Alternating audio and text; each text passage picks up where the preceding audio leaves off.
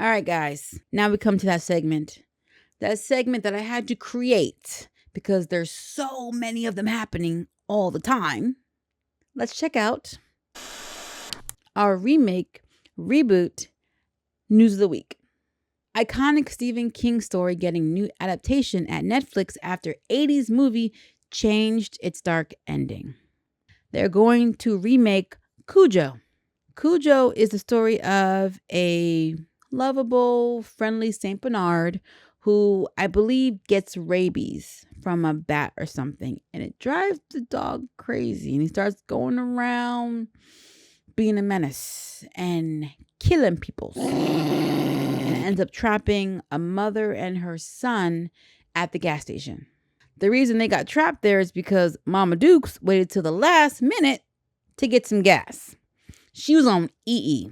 Okay, she like literally drove up to the gas station, and the car was like, "Okay, I need gas. I cannot go further." It was a wild movie. Like they were literally trapped in there because Saint Bernard. This has like a small town. This from memory. Okay, I watched this when I was a kid. Don't recommend. I watched a lot of scary movies as a kid. I probably shouldn't have, but I turned out okay. Ish.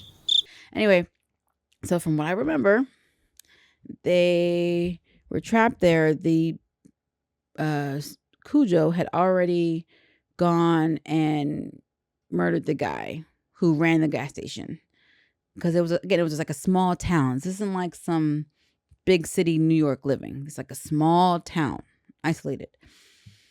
And that dog had them trapped. They were literally in the hot car.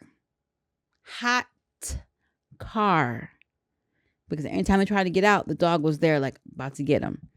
I remember one time her son, maybe he was like 8 in the movie, I think. He had to pee. So they opened the door a little bit and let him pee. Like it was crazy. I don't remember, I think, anything else about the movie. But that it's funny how the things that stick with you stick with you. This isn't the first Stephen King adaptation that's been remade. So everyone knows it because it was back in the 90s. There's a TV show based on his book It that came out, look, a little miniseries, and then they released a 2-part movie, chapter 1, chapter 2, whatever, back in 2017. That was a huge hit.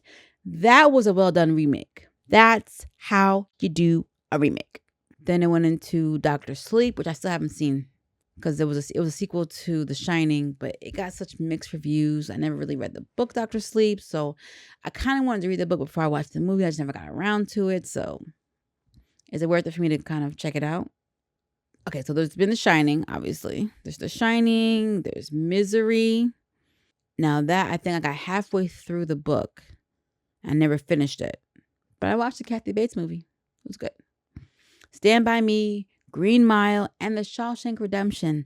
Those are all Stephen King movies. I mean, Stephen King adapted material. So, Stephen King's chilling 1981 novel Cujo, which I've never read, but now I want to read it, is set to receive a fresh adaptation on Netflix. That's the thing. Netflix is doing this? Do I have faith in Netflix to do this? What are the horror? You know what? It's horror. And Netflix kind of been pretty good on the horror train, if memory serves me correctly. The story centers around, a once friendly Saint Bernard, named Cujo. Listen, that movie forever solidified the name Cujo as fierce.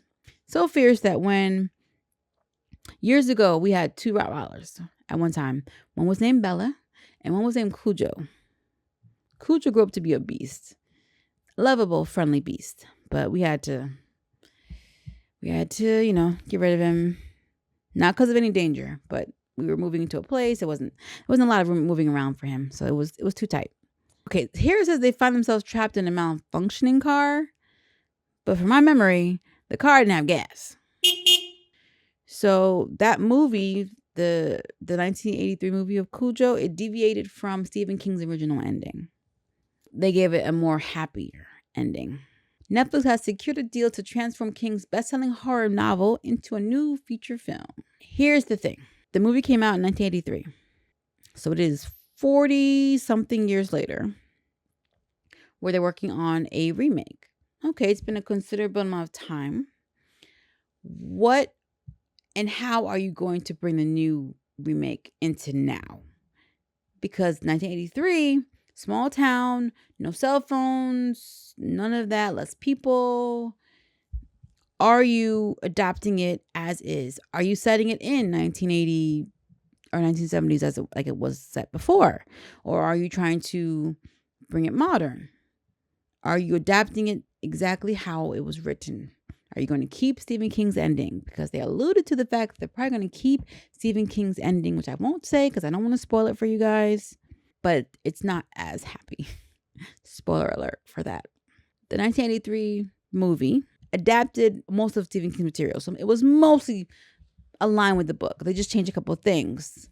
It's got a Rotten Tomatoes score of 60% critic and 46% audience. Again, you know how I feel about Rotten Tomatoes.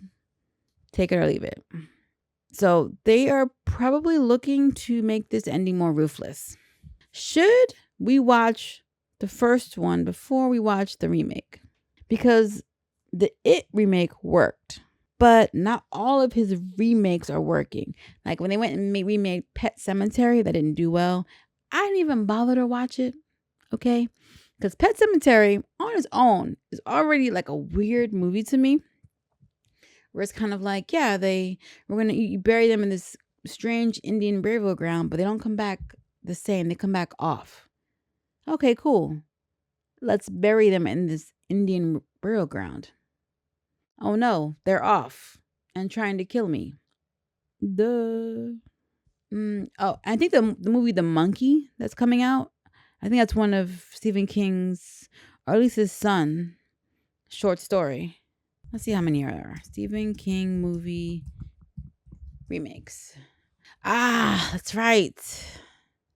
They remade Carrie. It was alright. They remade Firestarter. I didn't see the first one. They remade Salem's Lot. Did they remake Christine? I don't think they did. They don't need to. They don't need to remake Misery. Don't need to make it. Maximum Overdrive. That's the movie that I think Stephen King directed himself, about some kind of alien tech getting into all of our technology and making like all of our appliances and vehicles come to life, and cars were killing people. It was very interesting. So basically, I feel like it has been the only successful